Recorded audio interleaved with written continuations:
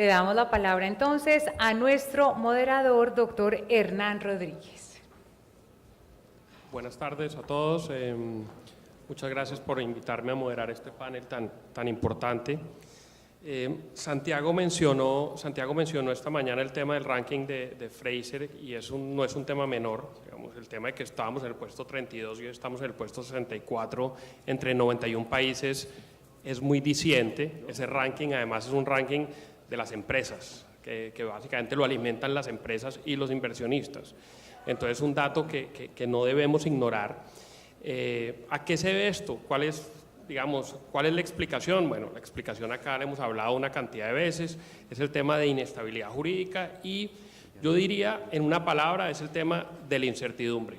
El tema de la incertidumbre, porque lo que está pasando en Colombia es que en aras de los fallos de los altos tribunales, no por el contenido mismo, sino porque muchas veces no son claros o muchas veces dejan vacíos o muchas veces no fijan el alcance, eso ha generado incertidumbre en los inversionistas. Adicionalmente, el tema de que no se cierren los temas, las consultas previas no se cierran porque siempre puede venir algo posterior. O el tema de las consultas populares, Santiago también pasó un poco rápido por ese dato, pero el tema de que haya 31 se declararon constitucionales, pero 18 se declararon no constitucionales, pero el Tribunal de Antioquia dijo algo, el Tribunal del Huila dijo otra cosa, es un tema muy complicado de analizar y muy complicado para un inversionista. Entonces, resultado de la operación, bueno, y acá tenemos al doctor Luis Guillermo, pues hoy en día hay 6 compañías mineras que ya demandaron o están en el proceso de demandar al Estado por arbitraje de inversión. Lo cual es muy preocupante, porque es que cuando una compañía minera decide demandar al Estado es porque ya pasó por todo, ya agotó todas sus instancias y todos los recursos que tenía. Entonces, cuando esto sucede, pues es un tema muy preocupante. Entonces, me encantaría que aprovecháramos este panel para discutir sobre eso, pero de una manera propositiva, a ver qué se nos ocurre, ¿no? A ver qué podemos hacer cada uno desde nuestro cargo y cada uno desde nuestro puesto para en equipo lograr mejorar esto y que este país recupere la confianza inversionista. Si les parece, tratemos de hacerlo conversadito, yo haré algunas preguntas y tratemos de que esto sea conversado, de que cada intervención sea muy corta y ojalá haya réplicas, ¿no? Digamos, acá no están las reglas del debate de RCN, entonces el que quiera hablar levanta la mano e inmediatamente se le da la palabra. Entonces, lo que yo quiero sugerir es, y quiero empezar con la doctora Gloria María, porque es que a ella se le pidió un estudio muy importante sobre el tema de la jurisprudencia de la Corte Constitucional frente al sector minero. Y yo tengo la sensación de que no es tan malo como todos nosotros pensamos el tema. Entonces, ¿por qué no nos cuenta, como en unos 5 minutos, doctora, cuáles son las conclusiones de ese estudio? Y si hay recomendaciones, pues muy bueno. Y si les parece, pues como de ahí partimos la discusión. 5 minutos. Difícil. Mil gracias por volverme a permitir estar en este escenario tan importante. La Corporación Excelencia en la Justicia ha venido desarrollando en sus 22 años de existencia unos observatorios ciudadanos sobre todas las reformas procesales, le hemos hecho seguimiento al sistema penal acusatorio y siempre quisimos meternos en el tema de la calidad de las decisiones judiciales y agradezco al gremio que nos haya dado la oportunidad de haber hecho esta investigación que lo más valioso que nos deja es una metodología para hacerle seguimiento a la calidad de las decisiones judiciales. A los jueces en Colombia los medimos mucho desde el punto de vista de productividad, pero nunca revisamos sus sentencias. Las sentencias indudablemente en los propios procesos tienen recursos y uno creería que el superior pues en esa revisión va mejorando la calidad de las decisiones judiciales, pero consideramos que es vital que la academia y la sociedad civil, como digo yo, ronde a los jueces, porque eso los va a obligar a mejorar sus decisiones judiciales. Entonces, entrando en materia, y ahora sí los 5 minutos, la corporación revisó 149 sentencias de la Corte Constitucional, del Consejo de Estado y de jueces de restitución de tierras que eran relevantes para el sector minero. De esos escogimos 75, 38 de las cuales de la Corte Constitucional, 24 del Consejo de Estado y 13 de jueces de restitución de tierras que afectaban los títulos mineros. Y la metodología que utilizamos es que partimos de las percepciones que tenían los abogados del sector y los dueños de las empresas sobre la jurisprudencia de estas altas cortes y de los jueces de restitución de tierras. Hicimos entrevistas y mesas de expertos y recogimos algunas percepciones.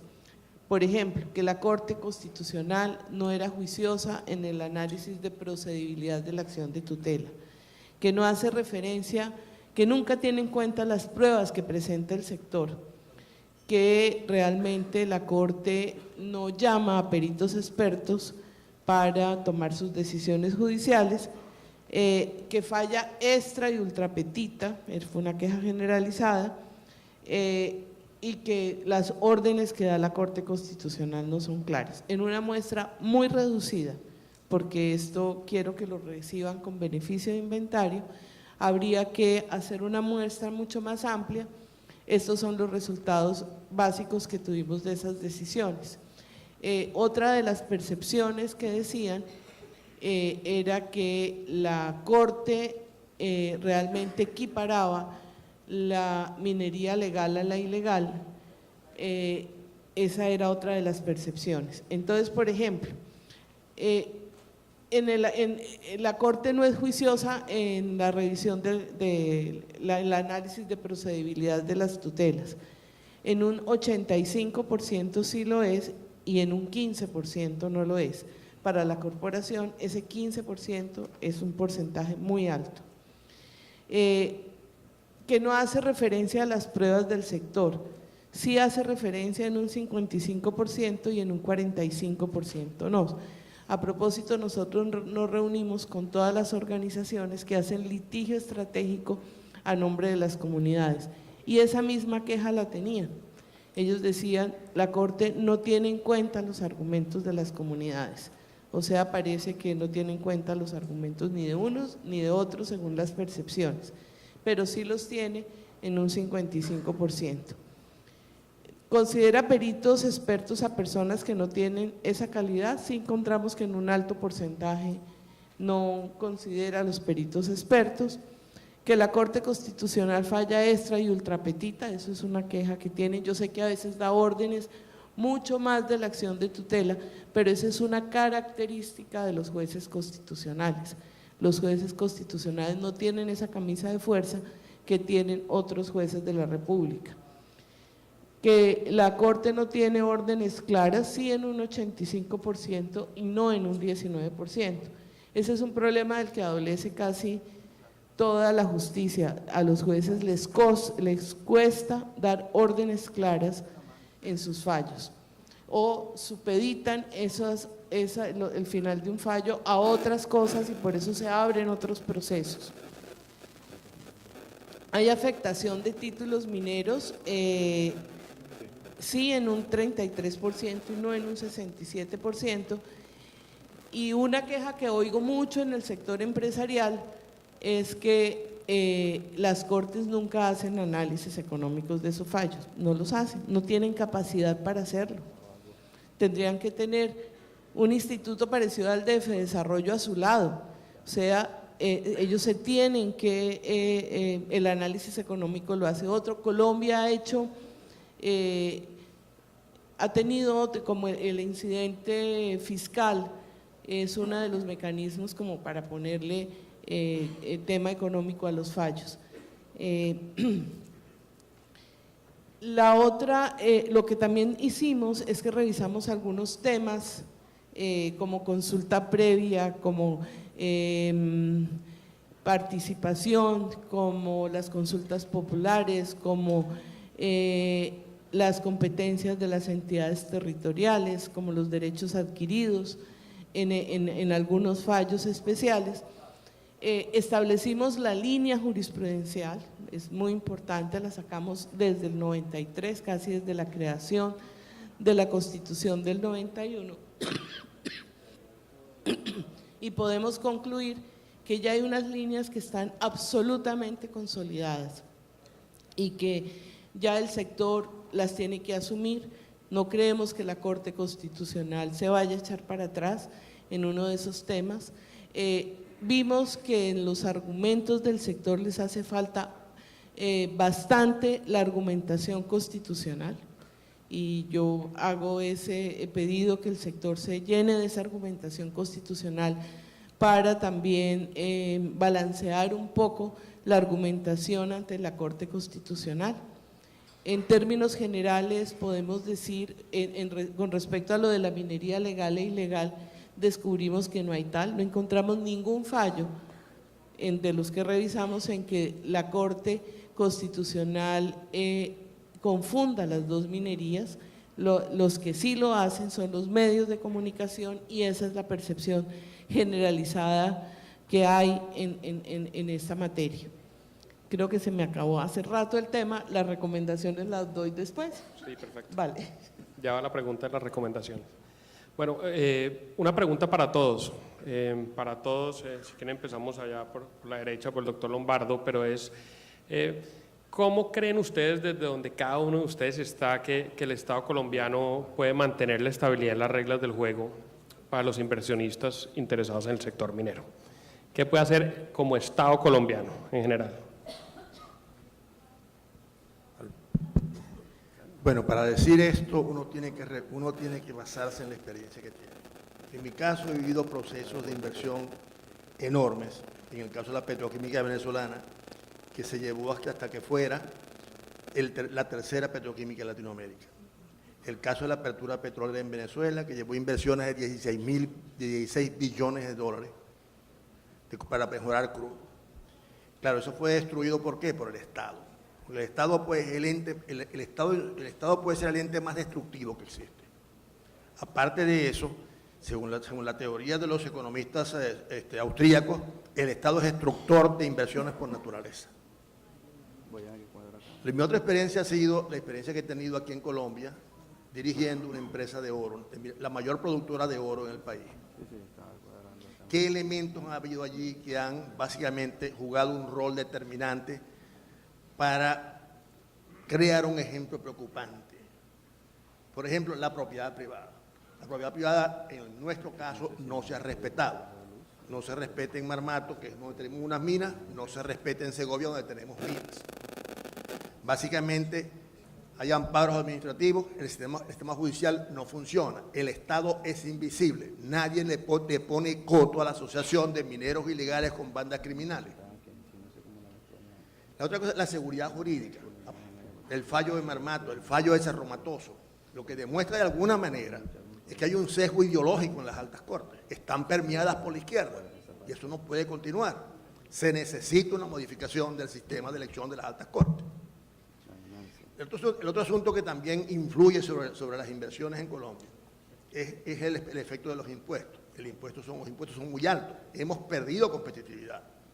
Y esa es una de las razones por las cuales tenemos por delante a Perú, tenemos por delante a México, entonces, y tenemos por delante a Chile. El otro efecto, y por último, bueno, lo que podemos ver es de nuevo, la presencia del Estado, el imperio de la ley. Cuando uno llega a un país, ¿qué es lo que analiza primero? ¿Qué es lo que uno ve dentro de un Estado para promover una inversión? De nuevo, el respeto a la propiedad privada, los impuestos, el sistema de seguridad jurídica y, por último, la presencia del Estado, el imperio de la ley. Y esas cosas, de alguna manera, tenemos que mejorarlas en Colombia. En Colombia hay leyes, hay todo un aparataje de leyes que existen, que se pueden aplicar, pero hace falta la voluntad para hacerlo. Si no hacemos esto, si no logramos que se cumpla lo que está escrito y tengamos un aparato de ejecución que funcione, sencillamente vamos a seguir perdiendo competencias y muchos proyectos no se van a materializar. y en petróleo, en 5 años estaremos importando gasolina. Es la tercera vez, es el tercer foro en el cual lo digo, y por ahí vamos. Gracias. Bueno, yo creo que los problemas ya están sobrediagnosticados. Las soluciones también están sobre la mesa, no es nada inventado. Hace 2 años, y a mí me entristece eso, porque hace 2 años a mí me invitaron a escribir un artículo en una revista chilena que se llama Nueva Minería, y yo lo titulé La minería, decisión de Estado, y esta mañana José Miguel Linares lo ponía sobre la mesa también. La solución para que cualquier industria, para que cualquier, así como el turismo, la energía, agroindustria, funcione, es que hay una decisión del Estado.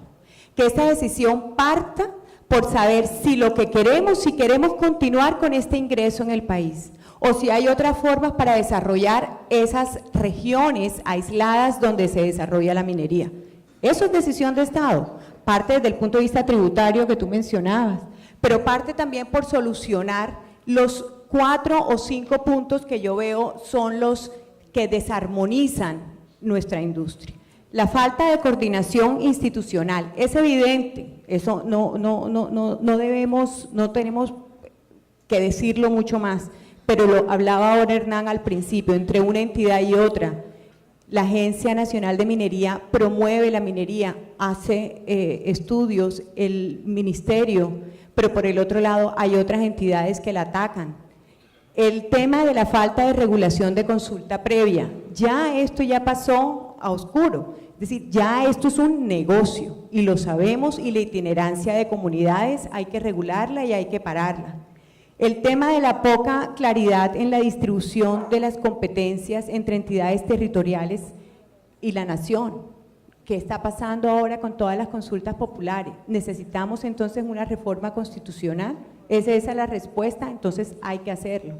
El abuso de los mecanismos de la participación ciudadana, ya como decía antes, el tema, tenemos que hacer un censo, tenemos que ver, yo no sé si ustedes vieron el estudio, bueno, que lo mencionó, creo que fue Santiago esta mañana, de las consultas previas en Colombia versus en otros países, pero es que el tema es tan aberrante como que, y me voy a permitir leerlo, y esto es del Ministerio del Interior, estas cifras que las saqué de otros foros en los que hemos estado, en que países como Bolivia, donde la población indígena es de un 62%, las consultas previas han sido 40%, estoy hablando desde el año 91-92.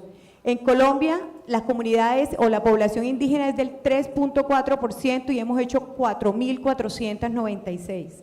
En Perú es del 24% de la población indígena y han hecho 25%. Y en Chile la población indígena es del 9% y han hecho 28%. Entonces no se compadece realmente lo que está sucediendo. Y también, obviamente, y aquí lo mencionaba el doctor Paredes, la falta de reconocimiento de los derechos adquiridos. Nosotros hemos firmado unos contratos, la concesión, tenemos unos títulos mineros, ¿dónde está el respeto? ¿Dónde está la confianza legítima? Yo creo que esto es lo que para mantener las reglas de juego entonces y que la inversión extranjera llegue, necesitamos una decisión de Estado. Miren, como asesora legal, lo que tú decías, cuando llega una empresa privada, lo primero que le hacen a uno es, bueno, hágame un due diligence. Y uno ya en sus informes, y uno puede decir, mire, esto es lo que hay, pero no sé qué pueda pasar, no sé qué pueda decidir un juez. Eso no da confianza. Entonces creo que tenemos que partir para responder tu pregunta concreta con que sea una decisión de Estado, Hernán. Okay. Sí, me va a quedar viendo las propuestas, pero está bien. Pasemos un segundo al doctor Luis Guillermo para cambiar un poco el enfoque. Hernán, muchas gracias, un saludo muy especial a todos las presentes, particularmente las senadoras que nos acompañan aquí en la primera fila. Tal vez era Simón Bolívar el que decía que Venezuela era un cuartel, Ecuador era un convento y Colombia era una oficina de abogados. Y yo creo que eso en realidad en 200 años no ha cambiado gran cosa. Somos realmente un país bastante legalista, es una característica nacional. Y cuando uno es un país muy legalista, pues también tiene un tema de litigiosidad que puede ser mayor que el que se dé en otras latitudes. Y yo creo que eso llevado a extremos, por supuesto, es inconveniente, pero visto de otro punto de vista, creo que también es una manifestación de una democracia sana, en cierta medida. Se ha hablado durante buena parte de la mañana sobre el tema de certeza jurídica. Creo que es un concepto muy importante para tener en cuenta. Pero hay que intentar definirlo. ¿Qué es exactamente de lo que hablamos cuando hablamos de certeza jurídica? Y lo cierto es que no existe ninguna obligación, ni nacional o de nivel local, ni internacional de un Estado para otorgar certeza jurídica. Eso, digamos, sencillamente no existe. Más bien los Estados tienen el derecho a regular. Forma parte del derecho internacional público. Eso es lo que los Estados hacen. Es la manera como ejercen su soberanía. Es reconocido ese derecho, como les digo, desde el punto de vista del derecho internacional. No debemos tener miedo a que eso se dé. Ahora, obviamente, esa regulación se debe dar bajo unos parámetros. No puede haber arbitrariedad en la regulación. Tampoco puede haber mala fe en esa regulación. Se debe regular de conformidad con el debido proceso de cada uno de los países. Entonces creo que esa definición es muy importante para poder, digamos, ir destilando y aclarando la discusión. Desde el punto de vista del Estado colombiano, pues obviamente que mantiene su capacidad de regular, la mantendrá, es parte obviamente de su esencia. En ningún momento se ha hablado de inmutabilidad del ordenamiento jurídico. Sin embargo, sí es importante que esa capacidad del Estado de regular se ejerza debidamente. Creo que es un punto muy válido y muy importante de discusión, Hernán. Doctor Nicolás, le va a cambiar un poquito, o quiere, hábleme de esto y después le hago otra pregunta. Vale. Bueno, muchas gracias y buenos días a todos. Yo no voy a empezar con una frase elegante, célebre como la de Luis Guillermo, sino más bien con una obviedad. La inversión extranjera directa en Colombia tiene unos impactos en la economía fundamentales, no solo por los efectos multiplicadores de los que habló la doctora Astrid, no solo por los efectos que puede llegar a tener en los impuestos, en la recaudación de impuestos del país, no solo por las transferencias tecnológicas que pueda llegar a promover, sino y también muy especialmente por algo que no fue mencionado en este estudio de desarrollo, pero sí en otros, por el efecto estabilizador de la cuenta corriente que puede tener la inversión extranjera directa en el déficit comercial colombiano. La inversión extranjera directa en los últimos 12 años es la que ha permitido que Colombia siga financiando el nivel de importaciones que tiene y que la economía siga andando como debería ir andando. Entonces, ustedes imaginarán cómo desde el Ministerio de Comercio, la ministra de Comercio y su Dirección de Inversión Extranjera en la que estoy yo sentado, pues empezamos casi todos los días preguntándonos, bueno, ¿cómo está el clima de inversión?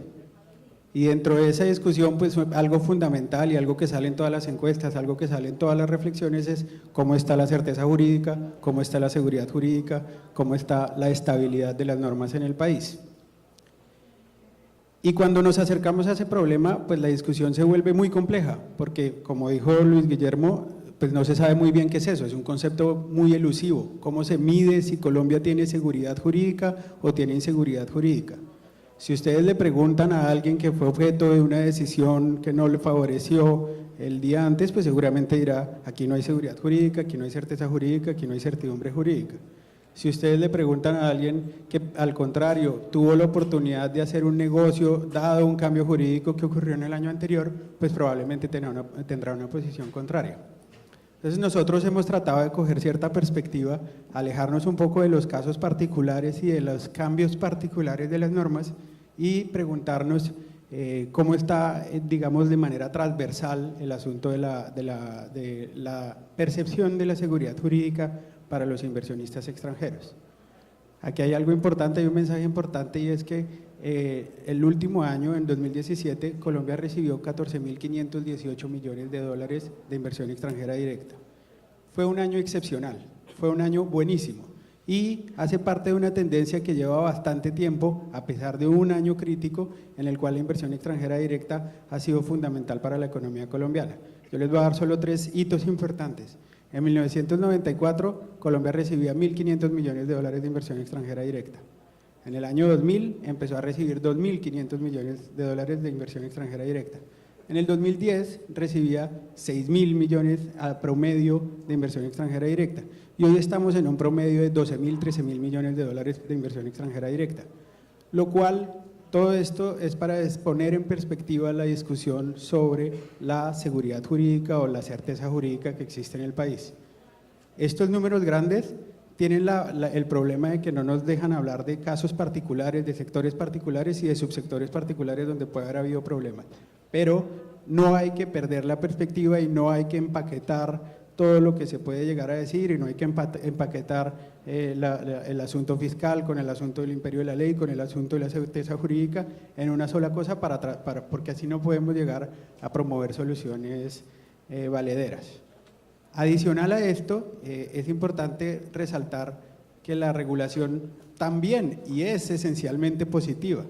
Muchas veces acá se habla de inseguridad jurídica o de inestabilidad jurídica, pero a menudo lo que nosotros hemos encontrado es que lo que hay es ausencia de legalidad, ausencia de normas jurídicas. Entonces eso cambia completamente la discusión. No se trata de que haya cambios normativos, sino de que hay una ausencia muchas veces de normas que permiten crear esa confianza y esa certidumbre en lo que puede o no hacer el Estado. Como conclusión de lo anterior, quiero darles un ejemplo de algo de una medida importante en materia de certidumbre jurídica que puede servir para también dilucidar lo que se podría llegar a hacer en otros sectores. Hay un decreto que ha sido muy subestimado, que es el decreto 270 de 2017. El decreto 270 de 2017 se refiere precisamente a algo que mencionó la doctora Gloria, que es la calidad de la regulación, la calidad de lo que el Estado hace y del derecho a regular que tienen los Estados, que también fue mencionado por el doctor Luis Guillermo. Este decreto básicamente lo que dice es que toda regulación de interés general de la rama ejecutiva colombiana debe, como mínimo, hacer una consulta con los interesados por un número de días importante, tener un documento soporte técnico en el que se establezca cuáles son las alternativas que se analizaron, qué pasaría si no se regula, cómo se podrían tener otras opciones que no sean esta regulación. Este decreto lo que permite es que cualquier norma que salga tenga una calidad mucho más alta de la que hubiera tenido sin que tuviera esos procedimientos y esos protocolos. En el fondo lo que hace es ponerle un freno a la actividad regulatoria del gobierno colombiano, esto es solo para el gobierno colombiano. Y ese freno es importante porque exige una doble cautela, exige un doble control, exige revisar varias veces las cosas, exige consultar a los interesados y asegura que las medidas regulatorias que se tomen tengan un componente técnico alto y tengan un componente de concertación mucho más alto. Esto es solo para el gobierno colombiano, pero es un ejemplo de cómo ese estándar debería y podría trasladarse a otras formas de ejercer el derecho a regular que tienen los estados, que pues va más allá de la pura reglamentación del gobierno, sino que también incluye decisiones judiciales, decisiones del Congreso, etcétera. Doctor Nicolás, le voy a hacer un comentario porque no quiero que se me pase con lo que acaba de decir, que me parece muy importante. Yo creo que para el sector y en general es claro que las normas colombianas, en general las normas son sólidas, digamos, y la posición nuestra es que las normas en Colombia son muy sólidas, por ejemplo, son mucho más sólidas que en Ecuador, mucho más. Y yo sé que las comparaciones son odiosas, pero cuando nosotros estábamos en el boom si nos comparábamos, creo que ahora también lo tenemos que estar haciendo. Y hoy Ecuador está puntuando mejor, teniendo unas normas muy deficientes por las manifestaciones de voluntad política. Yo no sé si eso vaya a durar, me explico, y no sé, digamos, qué tan sostenible sea, pero el tema del mensaje a los inversionistas es muy importante, desde arriba. Entonces, después, si quieres, seguimos sobre eso. Claro. Una cosa que resultó del estudio, nosotros que no somos abogados, leyendo la línea jurisprudencial, es que la Corte Constitucional dice que actúa porque faltan desarrollos legales y siempre le dice al Congreso, legisle, y aprovecho que están las senadoras acá, como para… Eso es cierto, nosotros lo compramos, digamos, hace falta de ese desarrollo, hace falta de otro lado una política de ordenamiento territorial. Tenemos la Ley Orgánica de Ordenamiento Territorial y no tenemos una política, lo sé porque hicimos una propuesta para hacer un estudio para planeación nacional sobre eso, de articular las distintas iniciativas que hay de ordenamiento territorial, pero que no hay una política. O sea, poner un poco de orden en la casa institucional, por una parte, la parte administrativa, que si uno no tiene los mapas y los usos del suelo, y entonces las áreas de reserva, de páramo, etcétera, no se van a poder definir dónde se pueden hacer los proyectos y dónde no se pueden hacer. Entonces hay un poco de tareas administrativas que se pueden hacer para mejorar esa certidumbre de los inversionistas. Pero quisiera la doctora Gloria, como íbamos a conversar, que nos cuente, porque me llamó también la atención eso de la línea jurisdiccional consolidada, que me lleva a otra sensación que tuvimos después del estudio, y es que como empresas, yo he estado en empresas, entonces tengo algo del sentimiento de qué hace el empresario. Piensa que el mundo es como en el siglo XX o se pone en el siglo XXI, entiende que hay unos movimientos de las comunidades étnicas, que el mundo ha cambiado muchísimo, no ha cambiado la Constitución, pero sí se requiere esa conversación acerca de qué queremos hacer con la minería como sociedad, ¿no? Y como política pública. Entonces, esta conversa inicial antes de la del almuerzo. Bueno, ha puesto varios temas. Primero, la proactividad de los jueces constitucionales, que eso se ha discutido hace muchos años en Colombia desde la Constitución del 91, hasta dónde puede ir un juez constitucional, y tenemos casos que los jueces constitucionales definen la política pública, legislan. Parte de lo que se quería hacer, pero quedó muy frustrado con lo de equilibrio de poderes, era volver por los cauces de la Constitución del 91, y creo que la Corte en algunos aspectos se ha venido moderando y ya le dice al legislativo saque la ley, usted, y ellos no se atreven a regular, pero hay casos, o sea, los otros poderes del Estado dejaron ese espacio e indudablemente lo han venido llenando los jueces, y yo creo que en materia ambiental los jueces han sido muy proactivos en el tema de llenar esos espacios. Entonces aquí ya varios de los que me acompañan en esta mesa han dicho, aquí hay unas tareas pendientes de regulación que yo creo que las tenemos que afrontar de manera rápida para llenar esos espacios y no dejárselos a los jueces, sino que los jueces más bien interpreten la ley y no generen política pública. Con respecto a las líneas consolidadas a las que pudimos nosotros revisar, una es lo de la consulta previa. La obligación de consulta previa surge ante toda afectación directa en la ejecución de los POAs mineros desde la etapa de exploración. Los casos en que la obligación de consulta previa implica la consecución del consentimiento previo, libre e informado, y el concepto de territorio étnico incluye no solo las áreas tituladas a través de resguardos o territorios colectivos de comunidades negras, sino también en áreas de uso ancestral. Eso para nosotros ya está consolidado y creo que la Corte no se va a echar para atrás, o sea, eso ya lo debemos nosotros asumir, pero indudablemente es una necesidad que salga la ley que regula la consulta previa, que cuántos años llevamos pidiéndola. También de las cosas que nos ha pasado en la Corte Constitucional, en todo el ejercicio de la implementación de la Constitución del 91, es que la Constitución decía que los derechos sociales y económicos debían ser graduales y deberían ser reglamentados por el Estado. Y ahí también tenemos un atraso, solamente salió la ley estatutaria de la salud, también hay algo de la educación, pero ahí nos falta regular varios derechos y por eso es que los jueces son tan proactivos, ¿no? Entonces hay que cerrar esos espacios. Una pregunta para el doctor Lombardo. Su empresa ha sido golpeada realmente últimamente por varios fenómenos. El fallo de Marmato fue un tema muy complejo, el tema de minería ilegal, pero con todo y eso, digamos, se aumentó la producción. O sea, algo están haciendo bien, entonces, ¿por qué no nos cuenta y nos da pistas de cómo se ha manejado eso? Bueno,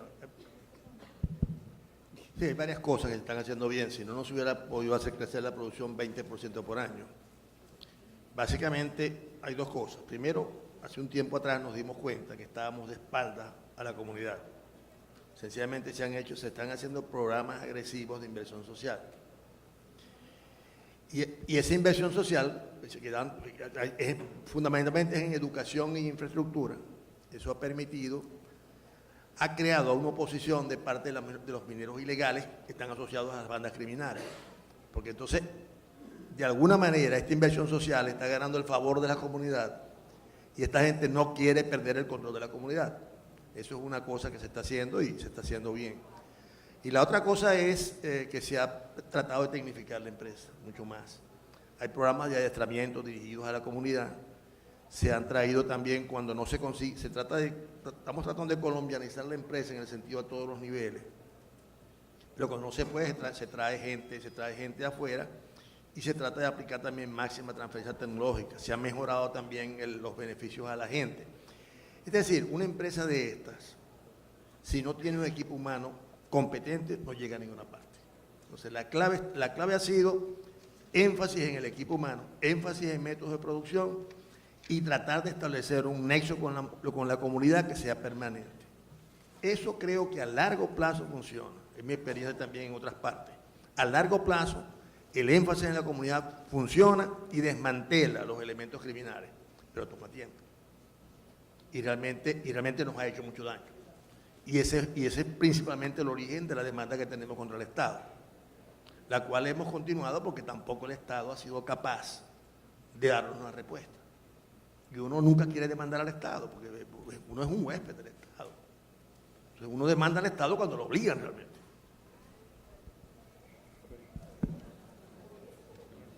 Bueno, ya que hablo de ese tema, me voy a hacerle una pregunta al doctor Luis Guillermo. Doctor Luis Guillermo, usted realmente tiene dos funciones, bueno, tiene muchas, pero tiene dos funciones principales sobre este tema. Por un lado, usted defiende al Estado. Usted defiende al Estado frente a las demandas de la industria, como la que acabamos de ver y como ya vimos cuál es un poco el origen. Pero además, por el otro lado, usted es aliado de la industria. O sea, cuando uno mira las intervenciones de ustedes en todos los temas de tutelas, en todos los temas de consultas populares, pues ustedes han sido unos aliados muy importantes. De hecho, Santiago lo mencionó hoy. ¿Cómo se armoniza eso, doctor? Creo que es completamente armónico por la siguiente razón. Porque en la agencia y en el gobierno nacional se tiene la convicción que no puede haber Estado social de derecho en Colombia, como lo manda la Constitución, sin los recursos de la actividad extractiva, no solamente la minera, sino también la de hidrocarburos.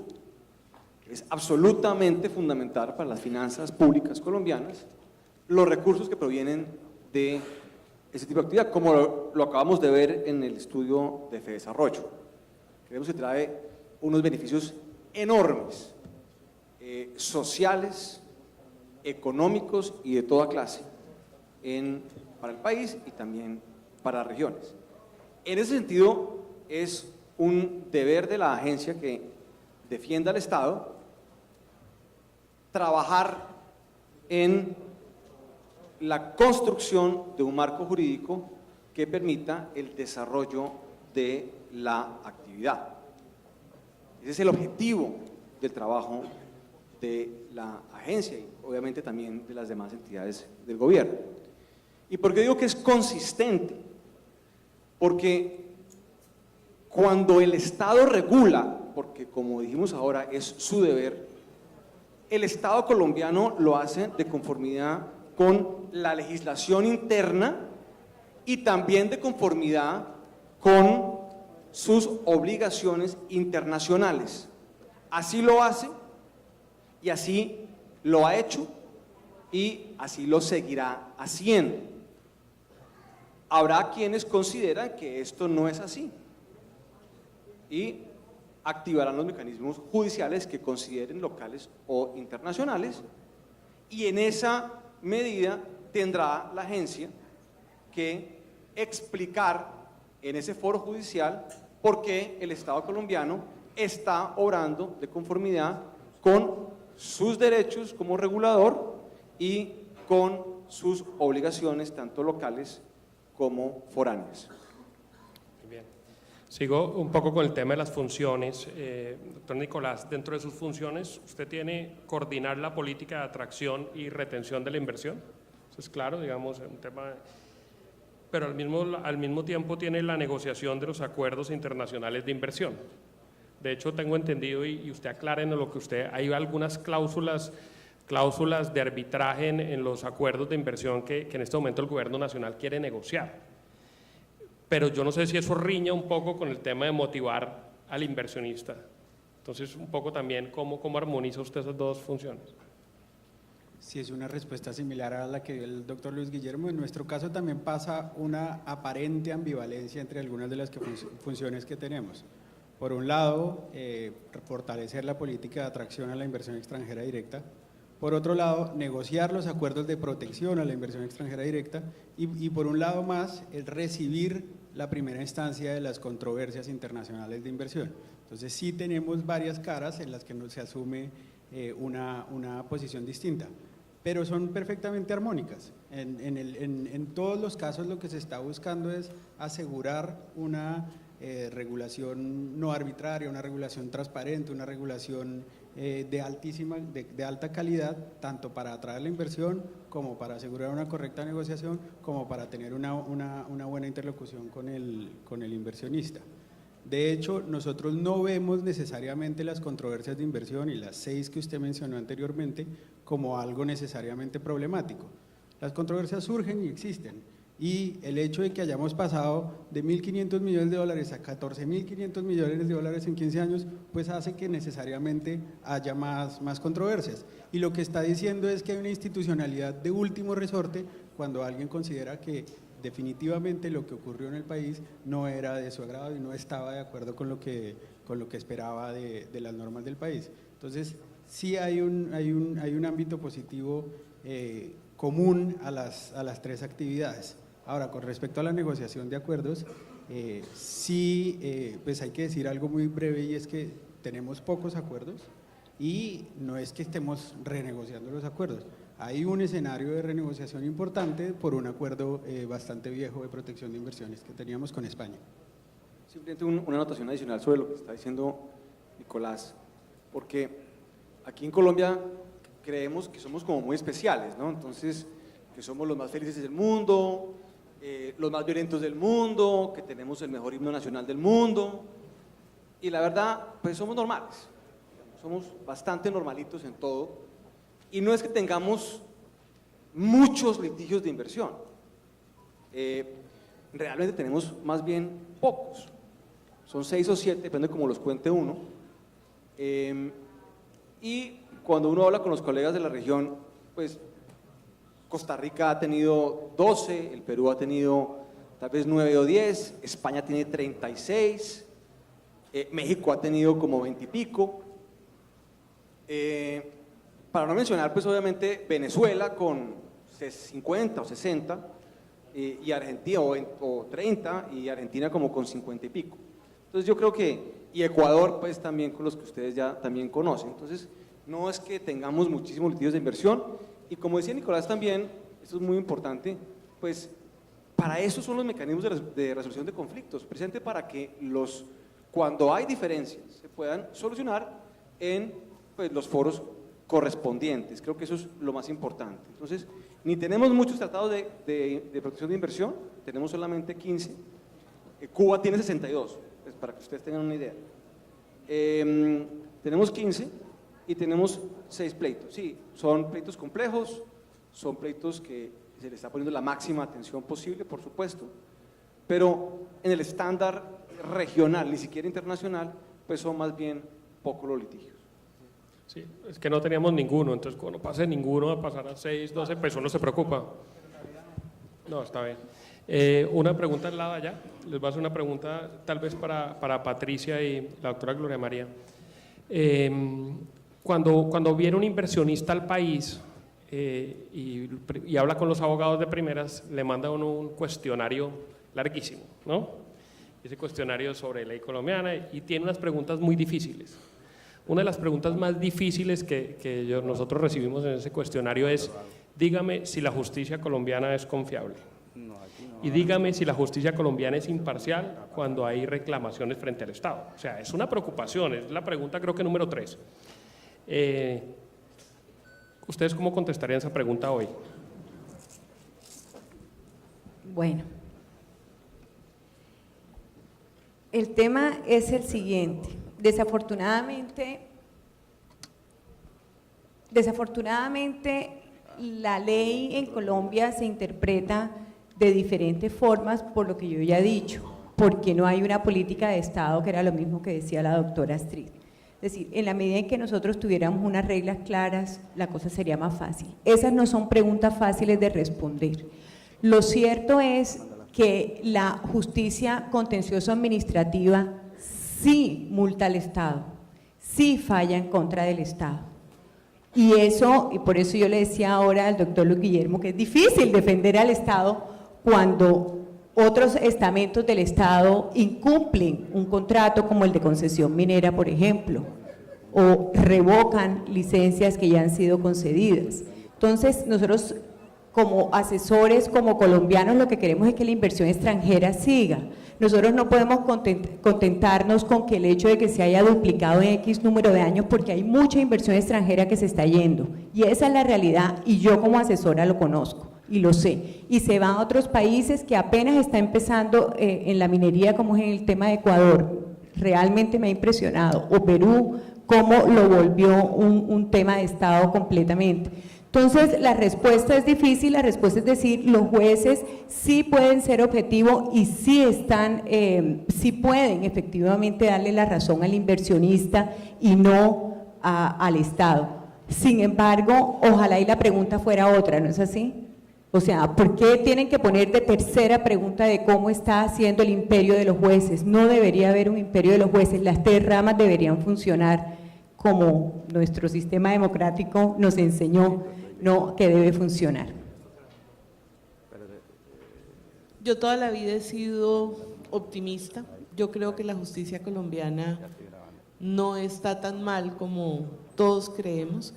Hay casos superlativos que nos hacen realmente a veces tener esas percepciones o esas conclusiones de que todo hay que arrasarlo y que hay que volver a construir.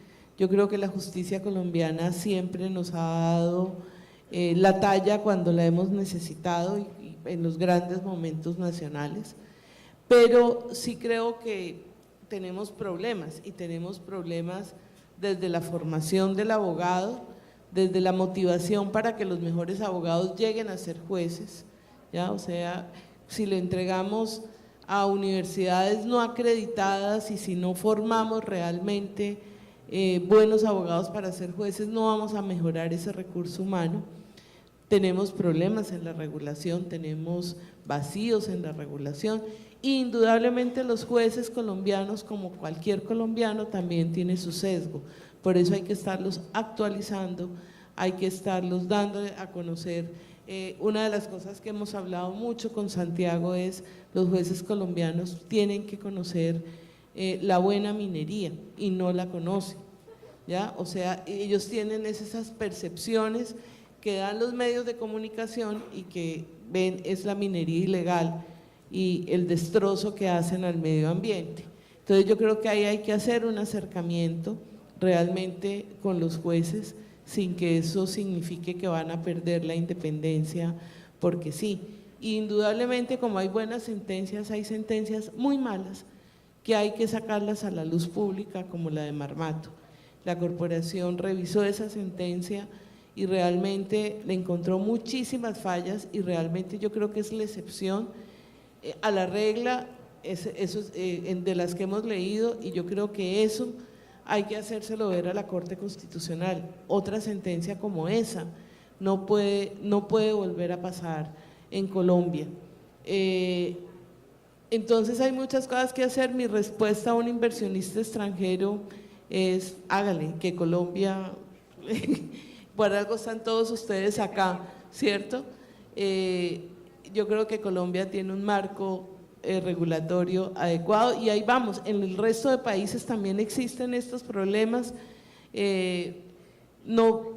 pues no en el grado que podemos tener en Colombia, pero yo sí creo que yo le respondería así al inversionista: véngase que aquí por el camino arreglamos las cargas. Sí, está bien, muy bien. Muy bien. Sobre el tema de coordinación, creo que evidentemente desde el punto de vista por lo menos del Ejecutivo se puede hacer más. Creo que históricamente se ha dado bastante descoordinación en el seno inclusive del Ejecutivo y creo que sin duda alguna ahí hay una oportunidad de mejora, como dicen hoy en día. Sin embargo, recordemos un elemento fundamental cuando hablamos del Estado, ya no del Ejecutivo, del Gobierno, sino del Estado. Y es que el Estado democrático está diseñado para ser disfuncional, para contradecirse. Es el famoso equilibrio de poderes, el balance de poderes. Por eso hay una rama judicial, una rama legislativa y una rama ejecutiva, y en el caso colombiano unos entes de control, que tienen que contraponerse, que tienen que estar en permanente contradicción para poderse controlar mutuamente. Esa es la naturaleza de la estructura del Estado, de un Estado democrático. Entonces, cuando eso es así, entonces pues vemos los temas que se perciben como de falta de coordinación, porque es el diseño institucional de una democracia contemporánea. Sin duda alguna, ese problema de coordinación no existirá en una dictadura o en una monarquía absoluta, como por ejemplo en Arabia Saudita, o una dictadura como Cuba. Yo les decía ahora que Cuba ha firmado 62 tratados de protección de inversión, y yo le preguntaba a quien manejaba ese tema en un foro, y le preguntaba, bueno, ¿y cuántos litigios tienen? Y entonces me dijo, no, ninguno. Entonces tienen 62 tratados, Colombia tiene 15, tenemos 7 procesos. Qué curioso. Y me dijo, no, es que a todo se resuelve facilísimo. Hay un problema con un inversionista, eso llega al Palacio Presidencial, alguien toma una decisión y eso se hace y listo, se acabó el problema. Ahí sí hay una completa coordinación, querida Patricia. Pero yo con todo respeto estoy en desacuerdo, porque no creo que las tres ramas deban contradecirse. Ellas se controlan, de eso se trata. Ellas deben trabajar armónicamente cuando tenemos un norte, que es lo que yo voy, es que no tenemos un norte. Hay unos que quieren la minería y otros no quieren la minería, eso no puede ser. Tiene que ser una política y entre las tres ramas se controlan una a la otra. Ese es el sistema democrático. No se contradicen, porque entonces, ¿a qué vamos? Le creemos a la rama ejecutiva donde dice venga inversionistas, que aquí les voy a proponer esta ley, y de otro lado tengo unos jueces que me dicen no me importa lo que dice la ley porque es que yo por mi sesgo creo que en Colombia no debe haber minería o en este sector. Entonces no creo que debe haber contradicciones, controles sí, y en eso sí estoy de acuerdo.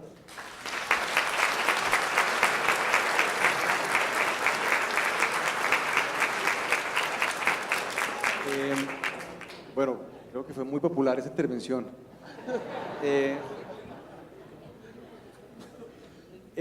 A ver, en una democracia hay opiniones diferentes y a mí me gusta mucho la minería, como ustedes lo saben, y la he defendido abiertamente y la he defendido en la Corte Constitucional, en un litigio que tenemos dentro de poco por resolverse.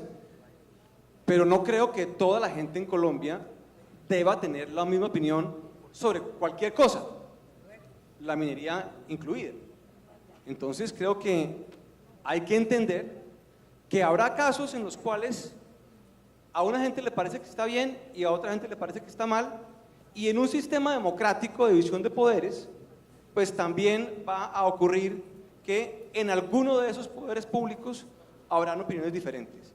Esa, repito, es la naturaleza de la democracia y hay que respetarla y hay que ser consciente de ello y hay que, en cierta medida, volviendo también a un tema que planteaba el doctor Santiago al principio de este foro, hay que también hacer trabajo de pedagogía a nivel nacional y territorial para explicar por qué esta actividad realmente es fundamental para el desarrollo del país. Y estoy de acuerdo, y perdón que aquí sea un contrapunteo, pero es que el tema va un poquito más allá, es decir, cuando el gobierno, cuando el Estado, no hablemos de gobierno, cuando el Estado le otorga a un particular un título minero, y vámonos un poco ya a las soluciones, Hernán, si me permites, cuando otorga un título minero, tiene que ser porque en ese sector ya se puede hacer la minería. Entonces ahí es donde yo voy con el tema de la desarticulación. A mí no me pueden otorgar un título minero, yo empezar a pagar el canon superficiario, empezar a hacer obras y de un momento a otro me diga, ay no, es que ahí no se puede. 3 años, 4 años, 5 años después es que ahí no se puede. Entonces ahí es donde yo voy. Tenemos eventualmente, sí, tenemos normas, nosotros aquí lo estábamos hablando, pero de pronto va a tocar cambiar el sistema. Y que cuando a mí me den un título minero sea porque a mí ya la autoridad ambiental ya ha dado un previo visto bueno de que ahí no hay una reserva, de que ahí no hay un páramo, de que ahí no hay una comunidad que lo niega. Entonces, el tema del catastro minero es muy importante. El trabajo que se ha hecho en cuanto al catastro y la geología, ¿dónde está? O sea, tenemos ya que ir definiendo reglas. Es muy importante saber de todo nuestro territorio dónde se puede hacer minería. Y si a mí me concedieron un título en ese sector positivo, pues de antemano tengo que ir de la mano con mi licencia ambiental y con saber que la comunidad me va a apoyar. Entendido que habrá gente siempre que no le guste la minería, perfecto, pero es el Estado el que le está diciendo a un inversionista, venga, que aquí tiene su papel, esto es un contrato y lo voy a respetar. Yo creo que es por ahí por donde va la cosa. Estoy siendo popular.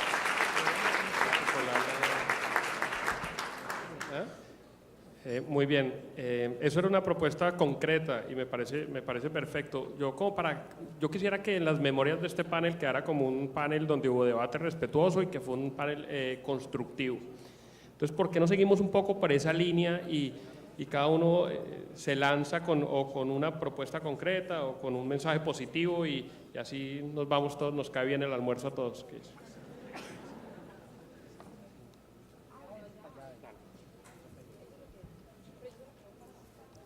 Hay una comisión de gasto que la Secretaría Técnica la hizo Fedesarrollo, que me lleva a un tema que mencioné antes acerca de que los economistas podíamos tener alguna responsabilidad en lo que se caracteriza como debilidad institucional relacionado con la gente, las nóminas, ¿no? Entonces, en esa comisión de gasto hay una recomendación acerca de crearle un comité económico a la Corte Constitucional para que valore cuál es el impacto fiscal de sus decisiones.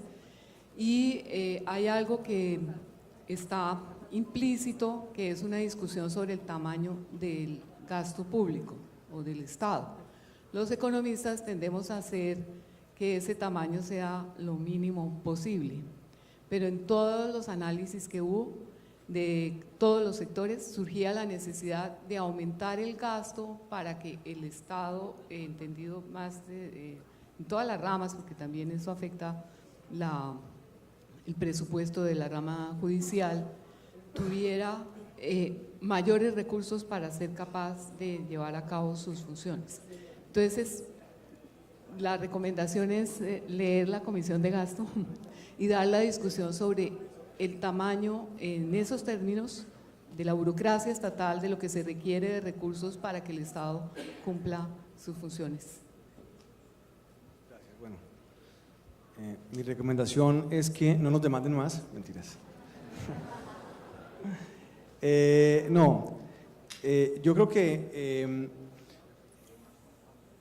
Yo creo que realmente aquí todos podemos jugar un papel muy importante, tanto desde el gobierno y de la agencia que yo dirijo ahora y también la industria, en explicar mejor los beneficios que trae esta actividad, los beneficios para el país y los beneficios para las regiones. Creo que esa labor pedagógica ha quedado corta en algunas ocasiones, pero es evidente que hay un proceso aquí como de catch-up acelerado y tal vez la percepción empiece a cambiar. Creo que hay unos temas, sin duda alguna, importantes desde el punto de vista de legislación, que ya se mencionó, los mencionó Astrid, y yo creo que hay que también trabajarlos, y esa labor pedagógica es fundamental en una etapa regulatoria que tendrá que ocurrir ya en el próximo gobierno para nuevamente sentar bases más sólidas que permitan nuevamente encarrilar la actividad con mucha más potencia. Mi recomendación va alineada con las palabras de la doctora Arrázola. No es por ganarme los aplausos de ella, pero sí definitivamente hay una oportunidad importante de política pública para trabajar en la simultaneidad de los distintos procesos y permisos y trámites que se requieren para una explotación minera. No siempre es fácil, pero esto también pasa por una racionalización y por una eficiencia de los trámites, de los distintos trámites que se requieren para una explotación minera. Uno de los grandes problemas muchas veces no es tanto la contradicción o el control que puede haber entre los unos y los otros, sino la diferencia de tiempos que hay entre ellos. Si el uno se demora un mes y el otro se demora 3 años, ahí vamos a tener siempre una dificultad. Entonces, los mismos tiempos de partida, o si no van a ser los mismos tiempos de partida, sí, al menos tiempos de partida dentro de un periodo de tiempo razonable, son una propuesta, una recomendación que debería tenerse en cuenta para el mejoramiento de las perspectivas jurídicas del sector. Bueno, mi mensaje, y después de haber hecho ese estudio que hicimos para el sector, es incorporen en sus políticas de sector y en la defensa del sector los argumentos constitucionales. Yo creo que la propiedad privada es absolutamente compatible con el medio ambiente, con la participación ciudadana, y yo creo que podemos ir cerrando esos espacios a la polarización. Yo haría otras 2 propuestas que tienen que ver también con la consulta previa sobre hacer realmente un censo de las comunidades étnicas dentro de toda la regulación de la consulta previa, y también pensaría en la actualización del POT, es decir, en el tema de tierras también tenemos que ponernos al día. para que de esa forma pues sepamos dónde se puede y cómo se debe hacer la minería. Bien, yo creo lo siguiente, todos estos procesos necesitan un gran facilitador, alguien que los mueva, que los empuje, y por consiguiente es el gobierno que tiene que hacerlo, el gran facilitador. Bueno, de acuerdo con la sociedad civil, usando la sociedad civil, participando en la sociedad civil, pero es el gobierno, el gran facilitador, que tiene que crear las condiciones para que los otros entes actúen. Entonces, llegó el momento en el cual es fundamental la decisión que se va a tomar sobre quién va a ser el próximo presidente. Yo creo que en mi concepto ese Iván Duque.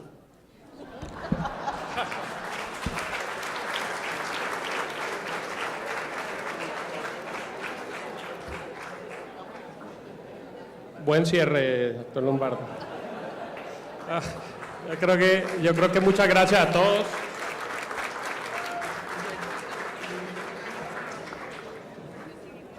Se cumplió con el propósito. Muchísimas gracias a todos y nos seguimos viendo.